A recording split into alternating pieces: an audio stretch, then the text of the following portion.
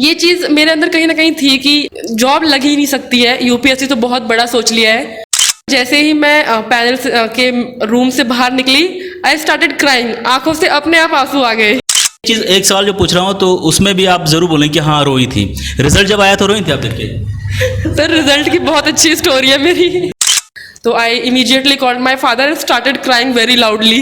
मेरे फादर को लगा जब मैं इतनी जोर से रोई कि मेरा नहीं हुआ है, तो माई फादर वॉज लाइक कि कोई बात नहीं बेटा अपना कोई बात नहीं बेटा अपना इस बार नहीं हुआ है तो दूसरी बार ट्राई करना, अपना अगली बार देंगे और अपन हिम्मत नहीं हारनी है अपने को, और अच्छी तरह देंगे अपन।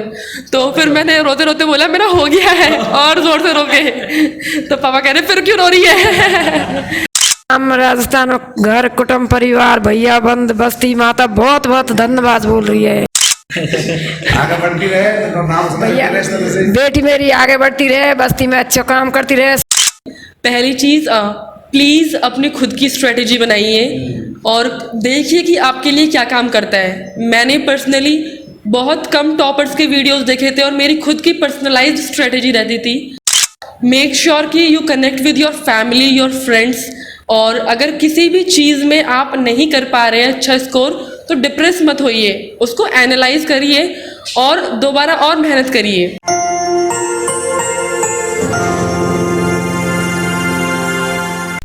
दोस्तों हमारे साथ हैं वंदना मीना जी, जो इस बार यूपीएससी 2021 में 331 रैंक हासिल की है। वंदना मैम बहुत ही क्या कहते हैं लोअर मिडिल क्लास फैमिली से बिलोंग करती हैं और इनके फादर दिल्ली पुलिस में हैं। काफ़ी स्ट्रगल रहा है यहाँ तक पहुँचने में। मैम से मैं आज बात करने की कोशिश करूँगा कि ये जो जर्नी है यूपीएससी की जर्नी कैसी रही, यहाँ तक पहुँचने में उनको कौन कौन सी दुश्वारियाँ आई और स्ट्रेटजी यूपीएससी की जो स्ट्रेटजी होती है प्रीलिम्स हो मेंस हो या इंटरव्यू, ओवरऑल जानने की कोशिश करूँगा। मैम सबसे पहले congratulation. Thank you so much sir, thank you. बहुत अच्छी कामयाबी आपको हासिल हुई है और ये आप शुरुआत से बताइए कि इसके लिए यूपीएससी के लिए आपने शुरुआत कब की थी, कब आपको लगा था कि यूपीएससी करना चाहिए? सर बेसिकली मैंने अपनी graduation BSc mathematics honours Delhi university से करी है। उसके बाद ग्रेजुएशन कंप्लीट करने के बाद I was in a dilemma कि अब क्या करना चाहिए आफ्टर ग्रेजुएशन? जी सर, आफ्टर ग्रेजुएशन। तो मेरा पर्सनली ये था कि मुझे एसएससी करनी थी। अच्छा। क्योंकि एसएससी में होता है कि फाइनेंशियल इन्वेस्टमेंट भी कम है, प्लस आई वॉज कॉन्फिडेंट कि हो भी जाएगा। तो आई वॉज सेटिस्फाइड कि एसएससी करके सेटल हो जाएंगे, वेल सेटल्ड। बट मेरे फादर साहब जो थे उन्होंने मुझे मोटिवेट किया कि यूपीएससी करना चाहिए, बहुत अपॉर्चुनिटीज़ है इसमें आगे। लेकिन जब भी मैं नहीं मानी तो मेरे फादर साहब अपने फ्रेंड को लेके आए, एक अच्छा। बहुत ही अच्छे फ्रेंड है वो उनके, तो दोनों ने मिलके मुझे मनाया कि यूपीएससी करना चाहिए और आपके जैसे ही बच्चे करते हैं यूपीएससी और आप भी कर सकते हो, क्योंकि दे न्यू कि मेरी कैपेबिलिटीज़ क्या है। तो तब जाके मैंने यूपीएससी परस्यू किया सर। फिर जब डिसाइड कर लिया कि यूपीएससी ही करनी है तो फिर तब भी मुझे कुछ नहीं पता था, neither I saw the syllabus, ना ही प्रीवियस ईयर क्वेश्चंस, ना ही टॉपर स्टॉक। मैंने ये तीनों काम जो कि करने चाहिए वो नहीं किए। बट फिर सजेस्ट किया किसी ने कि कोचिंग कर लीजिए। अच्छा। तो blindly I went to a coaching centre, I took admission there और मैंने कोचिंग से स्टार्ट किया फिर। But within 4 to 5 months I realise कि कोचिंग्स ओनली जो है वो सिर्फ किताबें पढ़ा रही है, जो NCERTs वगैरह है। From there on I focused on totally self study पे मैंने बहुत फोकस किया। बट ये था कि एक गाइडेंस मिल गया था कोचिंग से। बट देन आई रियलाइज कि मैंने सिलेबस भी देखा, टॉपर्स को भी देखा कि वो लोग क्या बता रहे हैं, कौन कौन सी बुक लिस्ट फॉलो करनी है, जो मैं कर रही हूँ वो सही कर रही हूँ या नहीं कर रही हूँ। फिर उस बेसिस पे आई मेड श्योर कि मैं अपने रिसोर्सेज बहुत ही कम रखूँ। तो तब मैंने अपनी पढ़ाई करी और मोस्टली मैंने अपनी पढ़ाई अपने घर से ही करी है सर। मतलब ऑलमोस्ट सेल्फ स्टडी रही है मैम की। ये क्या अटेम्प्ट था मैम आपका? सर वैसे तो ये मेरा दूसरा अटेम्प्ट था, बट फर्स्ट प्रिपेयर्ड अटेम्प्ट था ये मेरा। अच्छा। और लैंग्वेज क्या थी आप? Sir English medium. और आपके optional paper? Sir geography optional. आपने ग्रेजुएशन किस सब्जेक्ट में की थी? मैंने मैथमेटिक्स ऑनर्स किया था, बट ऑप्शनल मेरा ज्योग्राफी है, in which also I have scored one of the highest marks this year 280। जी सर। मतलब मैथमेटिक्स से वो बहुत ही अपोजिट हो जाता है ज्योग्राफी, तो ज्योग्राफी ही क्यों लिया आपने? मतलब क्या था इसमें interest? There are 2 reasons behind this. First of all जैसे मैंने आपको बताया कि मुझे यूपीएससी के बारे में कुछ भी पता नहीं था, मुझे ये भी नहीं पता था कि ऑप्शनल भी होता है। तो while I was standing outside a coaching centre, someone told me कि ऑप्शनल भी होता है और ज्योग्राफी ले लो, इसमें अच्छा स्कोर आता है। So thereby I took admission into a coaching for geography optional. I paid huge money over there. तो जब पैसा पे कर दिया और बुक्स खरीद ली तो एक काफ़ी अमाउंट ऐसा था जो चला गया फाइनेंशियली। उसके बाद रियलाइज़ हुआ कि मैथमेटिक्स भी एक सब्जेक्ट होता है ऑप्शनल में। बिल्कुल, अच्छा, उसके बाद आपको पता चला, राइट? जी सर। तो उसके बाद उस डिसीजन से रिवर्ट बैक करना, क्योंकि फाइनेंशियली इतना इन्वेस्ट कर दिया है, वो बहुत ही मुश्किल था मेरे लिए।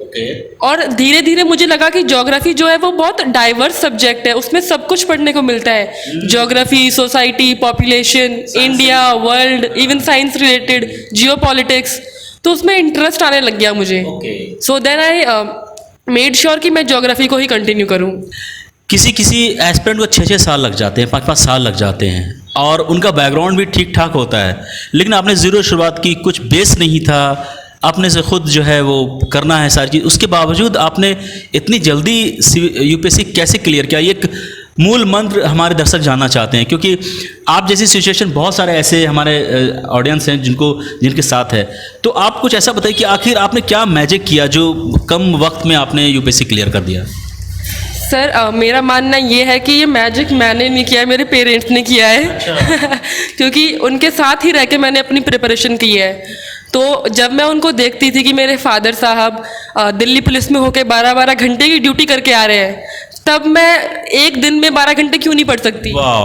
ग्रेट। ये मेरा मानना था। इवन मेरी मदर भी पूरे दिन काम करती रहती थी, रात में वो हमारे रूम में ही सोती थी।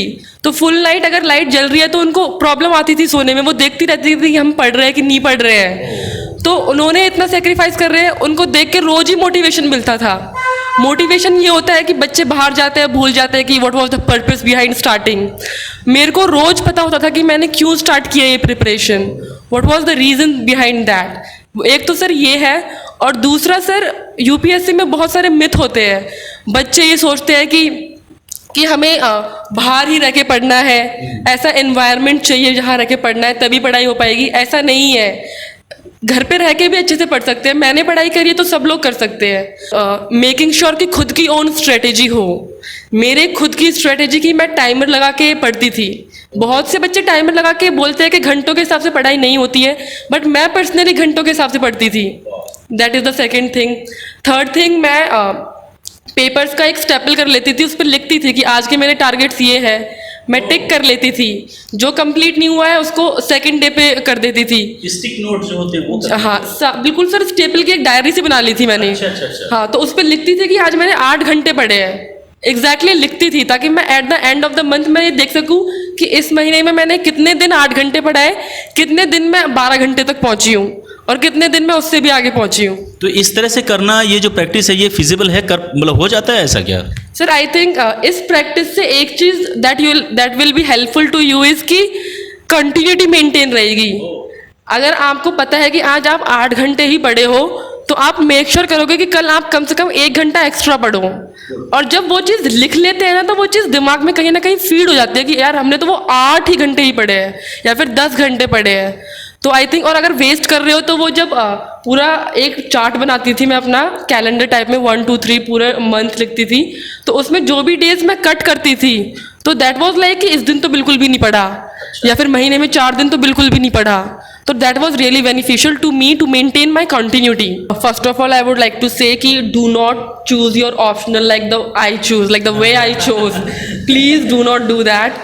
Do 3 things. First is to see syllabus कि कितना बड़ा है, कितना ह्यूज है।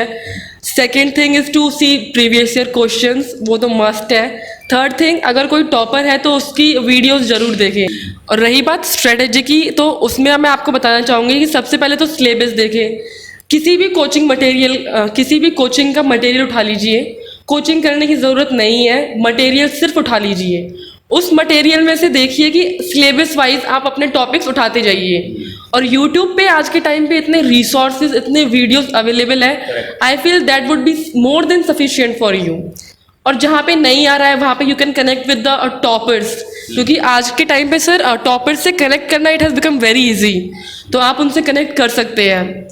So this thing apart from that एक और चीज़ मैं बताना चाहूँगी कि सिर्फ बुक्स को रीड करना is not something that you have to do. You have to focus on your diagrams, your representation skills, your flow charts. That was something sir कि मुझे लगता है इसीलिए मेरे इतने मार्क्स आए हैं. मेरे हर आंसर में कम से कम 2 डायग्राम्स होते थे और प्लस फ्लो चार्ट और प्लस एक और चीज़ मैं बताना चाहूँगी. जैसे बोलते हैं कि पैराग्राफ में लिखना चाहिए कि पॉइंट्स में, ये पूछने वाला था. ना तो मैंने पैराग्राफ में लिखा और पॉइंट्स में भी मैंने बहुत कम लिखा. तो क्या तीसरा पर कुछ होता है? यस सर, तीसरा भी होता है. मैं आपको हाँ, तीसरा भी होता है. क्या होता है? इस टाइम पे मेरे पास आंसर शीट्स नहीं है, but still I would like to tell you कि मैं कैसे लिखती थी. जैसे कोई भी क्वेश्चन पूछा हुआ है, पहले तो इंट्रो सेम लाइंस में, then when we come to the main body part, what I used to do is to draw a square और सर्कल, जहाँ पे मेन अगर कॉजेस पूछा है आंसर में तो कॉजेस लिखा, 4 एरो बनाए और यहाँ पे 1 cause 2 cause 3 cause 4 cause. Next part में आके मैंने एक लाइन लिख दी कि now we are going, this is how the causes are and what are the main other implications of this. फिर इम्प्लीकेशंस में भी मैं यही बनाती थी कि बीच में एक सर्कल या फिर एक रेक्टेंगल बनाया, यहाँ पे इम्प्लीकेशंस लिखी और चारों साइड मैंने लाइन ड्रॉ करके एक पॉइंट यहाँ पे एक पॉइंट यहाँ पे अलॉन्ग विद एग्जाम्पल. तो उससे क्या हुआ था, I was able to complete my the whole the question paper before 3 hours. Within मतलब 10 मिनट्स बचता था मेरे पास मेरा कंप्लीट करने के बाद पेपर. और ये स्ट्रेटेजी मैंने तब अपनाई थी जब मैं टेस्ट सीरीज दे रही थी बाजीराव एंड रवि के, तो मेरे पेपर्स कंप्लीट नहीं होते थे. अच्छा. बिल्कुल भी. तो आई रियलाइज कि वैसे भी नहीं होगा, वैसे भी नहीं होगा, ये ट्राई करके देखते हैं. तो ये खुद से आपकी अंदर से सोचा था या फिर किसी ने बताया था, मतलब खुद का अपना ये एक ट्राई था क्या? सर ये मेरा खुद का था एक्चुअली. अच्छा. क्योंकि जब मैं थक हार गई कि वैसे भी पेपर कंप्लीट नहीं हो रहा है, तो 4 पेपर मैंने लिखे थे उससे पहले. तो वो पेपर है आपके पास अभी इस वक्त, ताकि मैं दिखा सकूँ ऐसा? वो पेपर फ्लैट पे पड़े हुए हैं, मैं मंगवा सकती हूँ आपको चाहे तो. आप मुझे व्हाट्सअप कर सकती हैं, तो Sure, व्हाट्सअप कर दीजिएगा. sure, और आई विल शो यू कि किस तरह से मैम चार्ट बनाती थी, फ्लो चार्ट और डायग्राम वगैरह, और उसके ज़रिए रिप्रेजेंट वो बहुत ही अट्रैक्टिव कैची होता जी है. Sir, I think that was the one thing. जब मैंने 4 से 6 टेस्ट लिख लिए थे, एक भी टेस्ट मेरा कंप्लीट नहीं हुआ. 7वें में आई वाज लाइक कि वैसे भी क्लियर नहीं हो रहा है यूपीएससी, ये ट्राई करते हैं. अच्छा. तो जब मैंने वो चीज़ ट्राई करी तो टाइम पे मेरा पेपर कंप्लीट हुआ. दूसरा, जब मेरे मार्क्स आए तो they were like one of the highest in जितने भी स्टूडेंट्स वहाँ पे दे रहे थे. तो मुझे लगा कि ये चीज़ तो काम कर रही है. फिर मैंने एक और टेस्ट में वो चीज़ अप्लाई करी. I again got around 120 marks in one of the ethics paper. I got around 120 and I was like कि ये काम कर रही है चीज़. इतनी कम प्रिपरेशन में अगर मुझे इतने अच्छे मार्क्स मिल रहे हैं तो I think this will do. जब से मैंने स्टार्ट किया till the very day of the result, जब तक मेरा रिजल्ट आया तब तक मेरे अंदर ये चीज़ थी. इस चीज़ की वजह से मैं इन 2-3 सालों में इतना रोई हूँ जितना मैं अपने 20 सालों में नहीं रोई हूँ जिंदगी. Oh my God. I still remember कि इंटरव्यू के दिन भी मैं कितना रोई थी. तो आई थिंक ये चीज़ मेरे अंदर कहीं ना कहीं थी कि जॉब लग ही नहीं सकती है, यूपीएससी तो बहुत बड़ा सोच लिया है.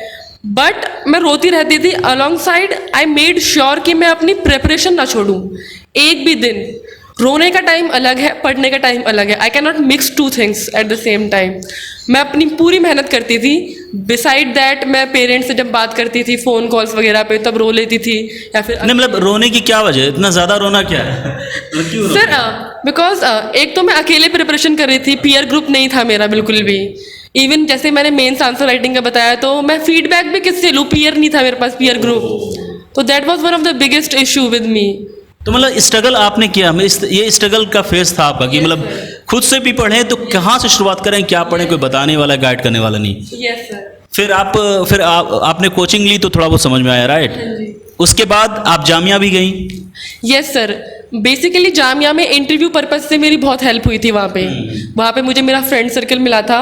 मैं नाम भी लेना चाहूँगी, अनु शर्मा का. वो मेरी रूममेट थी, वो बहुत अच्छी थी, बहुत अच्छी है.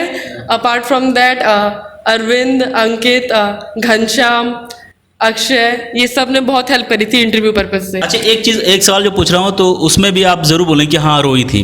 रिजल्ट जब आया तो रोई थी आप देख के? सर रिजल्ट की बहुत अच्छी स्टोरी है मेरी. क्या हुआ था उस वक्त जब हॉली पीडीएफ आपके सामने यूपीएससी की आई, रिजल्ट आपने देखा, आपने क्या मतलब आपको कैसा लग रहा था, रिजल्ट मैम हुआ कि नहीं होगा, फिर आपके पेरेंट्स, आप इन सब का क्या एक्सपीरियंस था उस टाइम? तो I immediately called my father and started crying very loudly. जब मैं इतनी जोर से रोने लग गई। उस वक्त कहाँ थी आप? सर उस टाइम मैं अपने रूम पे थी। रूम कहाँ पे? जामिया में। अच्छा, जामिया में। हाँ जी। तो मेरे फादर को लगा जब मैं इतनी जोर से रोई कि मेरा नहीं हुआ है, तो माई फादर वॉज लाइक कि कोई बात नहीं बेटा अपना कोई बात नहीं बेटा अपना इस बार नहीं हुआ है तो दूसरी बार ट्राई करना, अपना अगली बार देंगे और अपन हिम्मत नहीं हारनी है अपने को, और अच्छी तरह देंगे अपन। तो फिर मैंने रोते रोते बोला मेरा हो गया है, और जोर से रो के। तो पापा कह रहे फिर क्यों रो रही है? And I could feel the emotional पन in my father's voice that time. मेरे फादर ड्यूटी पे ही थे उस टाइम पे। तो मैंने फिर फादर ने पूछा कि रैंक क्या आई है, तो तभी रोते रोते मैंने रैंक भी देखी अपनी। दोस्तों कहते हैं ना कि हर की कामयाबी के पीछे कोई ना कोई होता है। जैसे वंदना मैम ने बताया, इनके फादर ने काफ़ी मोटिवेट किए। मैं इनसे जानने की कोशिश करूँगा, सर कैसा लग रहा है आपकी बेटी ने इतना अच्छा काम किया है? सर ऐसा तो जब जो IAS की UPSC टॉपर कर पास होकर के IAS बनेगी बेटी तो बहुत ही अच्छा लगेगा हर माँ बाप को, और हमें भी बहुत अच्छा लग रहा है। और बेटी से यही है कि आप समाज सेवा करें, पब्लिक सेवा करें। नहीं, आपने काफ़ी इनको मोटिवेट किया है। आपने जैसा बता रही थी कि इनको तो पता ही नहीं था कि वो UPSC करना है, बट आपने इनको बोला कि UPSC करना है। ये कहाँ से आपको लगा कि मेरी बच्ची UPSC करे, IAS बने? सर इसकी पढ़ाई लिखाई में देख करके, जो पहली क्लास से और जो BSc तक इन्होंने पढ़ाई की उसके मार्क्स देख करके, और जो इन्होंने मतलब पहली क्लास से BSc तक कोई ट्यूशन नहीं पढ़ा। अच्छा। ये अपने घर पर सेल्फ स्टडी करती रही है, और अच्छे मार्क्स लाने के पीछे ही मेरे दिमाग ने काम किया कि ये बच्ची मेहनत कर सकती है। ऐसा तो नहीं आप दिल्ली पुलिस में हैं, काफ़ी ब्यूरो कैडेट्स को देखा होगा, IAS IPS को देखा होगा, वहाँ से आप इंस्पायर हुए कि नहीं मेरी बच्ची ने, ऐसा भी कुछ था क्या? नहीं सर ऐसा कुछ नहीं था। पहली बात तो दिमाग में यही कर गई थी कि भाई मेरी बच्ची जब बिना ट्यूशन के 85 और या 90 तक के मार्क्स ला सकती है बिना, मतलब आपको लगा टैलेंटेड है तो ये भी कर सकती है? ये भी कर सकती है। और फिर फैमिली में रह करके, जैसे मेरे 4 बच्चे हैं तो 4 बच्चों में ये भी तीसरे नंबर की है, और दोनों में अभी हम तो इतने बच्चों में रह करके इतना मार्क्स ला सकती है। तो इसके थोड़ा सा मैं अगर और कुछ बढ़ा के अलग से पढ़ाऊंगा लिखाऊंगा थोड़ा, तो ये और भी अच्छा करके दिखा देगी। बहुत बढ़िया। अब माता जी से बात करनी को। माता जी वैसे तो आप कुछ नहीं बोलिए, फिर भी कैसा लग रहा है? आपकी बेटियां IAS बनने वाली है, बहुत मतलब बनने वाला क्या बन चुकी है, कैसा लग रहा है? बन चुकी है भैया, बहुत अच्छा लग रहा है। बहुत अच्छा लग रहा है। और गांव में राजस्थान में लोग क्या बोल रहे हैं इसके बारे में? गांव में राजस्थान में घर कुटुंब परिवार भैया बंद बस्ती माता बहुत धन्यवाद बोल रही है। बहुत भैया गांव ने बहुत स्वागत किया, बस्ती माता ने बहुत अच्छा स्वागत किया। बस्ती माता को मैंने भी बहुत अच्छा स्वागत किया, खूब मिठाई खिला के आई हूँ भरपूर के।